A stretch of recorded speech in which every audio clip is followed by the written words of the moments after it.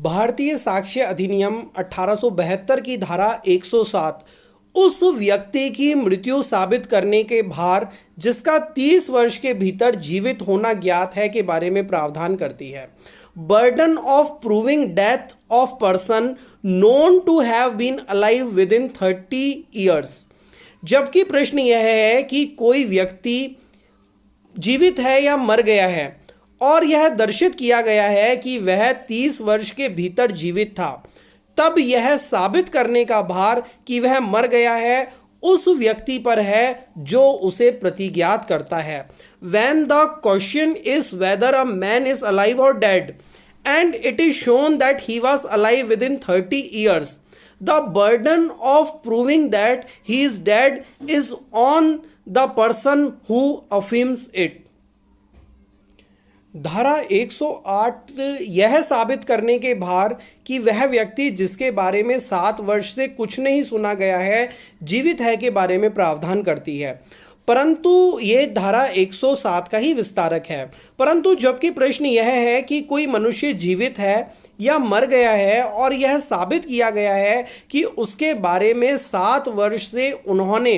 कुछ नहीं सुना है, जिन्होंने उसके बारे में यदि वह जीवित होता तो स्वाभाविकतया सुना होता, तब यह साबित करने का भार कि वह जीवित है उस व्यक्ति पर चला जाता है जो उसे प्रतिज्ञात करता है। धारा 109 भागीदारों, भूस्वामी और अभिदारी, मालिक और अभिकर्ता के मामले में सबूत के भार के बारे में प्रावधान करती है। Burden of proof as to relationship in the cases of partners, landlord and tenant, principal and agent. जबकि प्रश्न यह है कि क्या कोई व्यक्ति भागीदार, भूस्वामी और अभिधारी या मालिक या अभिकर्ता है और यह दर्शित कर दिया गया है कि वह इस रूप में कार्य करते रहे हैं, तब यह साबित करने का भार क्रमशः इन संबंधों में वे परस्पर अवस्थित नहीं है या अवस्थित से परिवर्तित हो चुके हैं उस व्यक्ति पर है जो उसे प्रतिज्ञात करता है, जो उसे अफर्म्स करता है।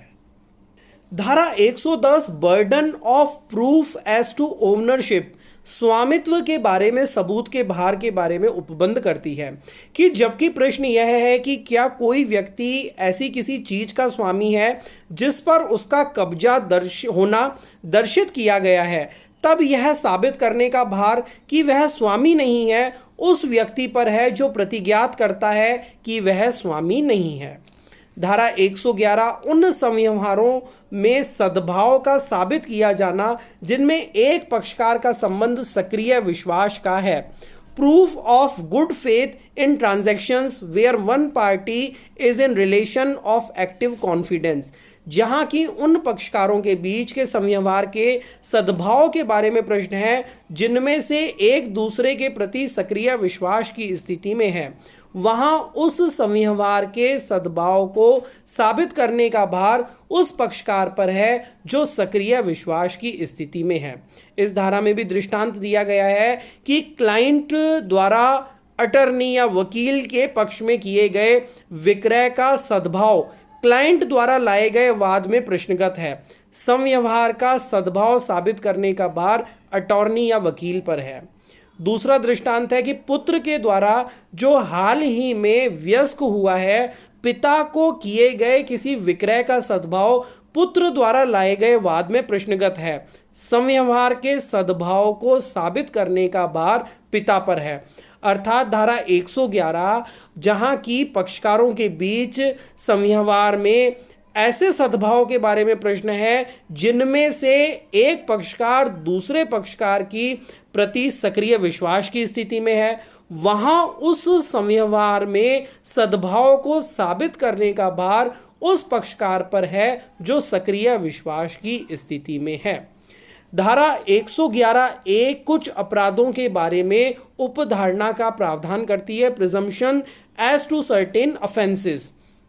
कि जहां कोई व्यक्ति इस धारा की उपधारा 2 में विनिर्दिष्ट किसी अपराध के किसी ऐसे क्षेत्र में जिसे उपद्रव को दबाने के लिए और लोक व्यवस्था की बहाली और उसे बनाए रखने के लिए उपबंध करने वाली तत्समय प्रवर्त किसी अधिनियमित विधि के अधीन विशुद्ध क्षेत्र घोषित किया गया है, या ऐसे किसी क्षेत्र में जिसमें 1 मास से अधिक की अवधि के लिए लोक शांति में विघ्न रहा है किए जाने का अभियुक्त है, और ये दर्शित किया जाता है कि ऐसा व्यक्ति ऐसे क्षेत्र में किसी स्थान पर ऐसे समय था, या जब ऐसे किसी सशस्त्र बलों या बलों के जिन्हें लोक व्यवस्था बनाए रखने का भार सौंपा गया है, ऐसे सदस्यों पर जो अपने कर्तव्यों का निर्वहन कर रहे हैं, आक्रमण करने के लिए या उनका प्रतिरोध करने के लिए उस स्थान पर या उस स्थान से अग्नायुधों या विस्फोटक का प्रयोग किया गया था, वहां जब तक तत्प्रतिकूल दर्शित ना किया गया, यह उपधारणा की जाएगी कि ऐसे व्यक्ति ने ऐसा अपराध किया है। उपधारा 2 कहती है कि उपधारा 1 में निर्दिष्ट अपराध निम्नलिखित हैं, अर्थात भारतीय दंड संहिता 1860 की धारा 121, 121A, 122 या 123 के अधीन कोई अपराध। धारा 100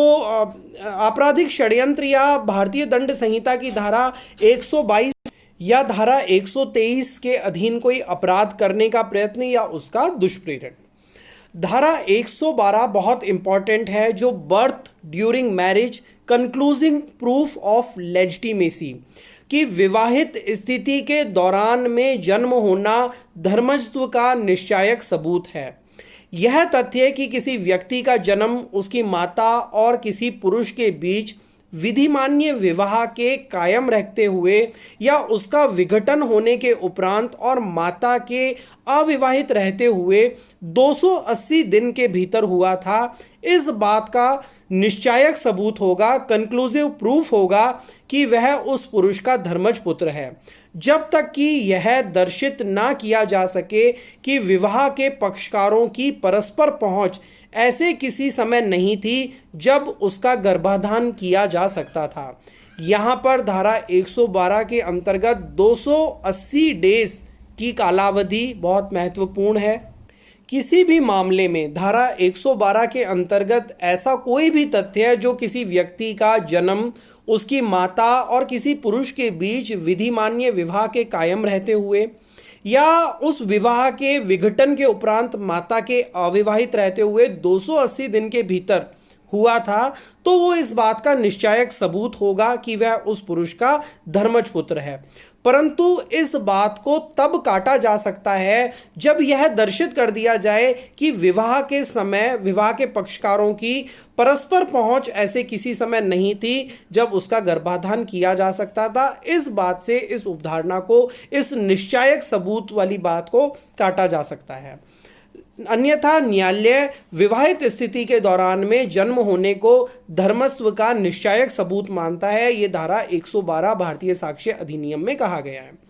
धारा 113 राज्य क्षेत्र के अध्यर्पण के सबूत के बारे में प्रावधान करती है कि शासकीय राजपत्र में यह अधिसूचना कि ब्रिटिश राज्य क्षेत्र का कोई भाग किसी भारतीय राज्य, राजा या शासक को गवर्नमेंट ऑफ इंडिया एक्ट 1935 के भाग 3 के प्रारंभ के पूर्व अध्यर्पित किया गया है, इस बात का निश्चायक सबूत होगा कि ऐसे राज्य क्षेत्र का ऐसी अधिसूचना में वर्णित तारीख को विधिमान्य अध्यर्पण हुआ है।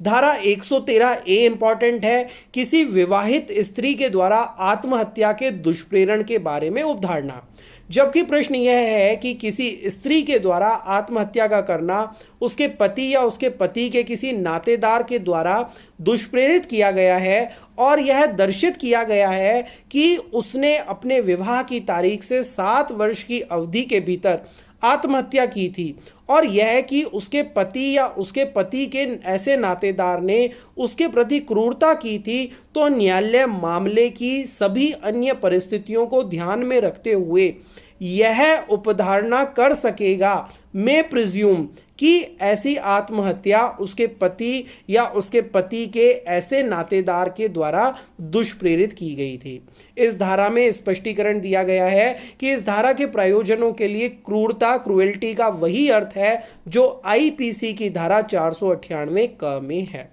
धारा 113B presumption as to dowry death, दहेज मृत्यु के बारे में उपधारणा क्या प्रावधान करती है कि जब प्रश्न यह हो कि किसी व्यक्ति ने किसी स्त्री की दहेज मृत्यु की है और यह दर्शित किया जाता है कि मृत्यु के कुछ पूर्व ऐसे व्यक्ति ने दहेज की किसी मांग के लिए या उसके संबंध में उस स्त्री के साथ क्रूरता की थी या उसको तंग किया था, तो न्यायालय यह उपधारणा करेगा कि ऐसे व्यक्ति ने दहेज मृत्यु कारित की थी। शैल प्रिज्यूम, धारा 113 ए में मे प्रिज्यूम है कि उपधारणा कर सकेगा, और धारा 113 बी में शैल प्रिज्यूम है कि उपधारणा करेगा। धारा 113 बी में भी एक स्पष्टीकरण दिया गया है, एक्सप्लेनेशन दिया गया है कि इस धारा के प्रयोजनों के लिए दहेज मृत्यु का वही अर्थ है जो भारतीय दंड संहिता की धारा 304 बी में है।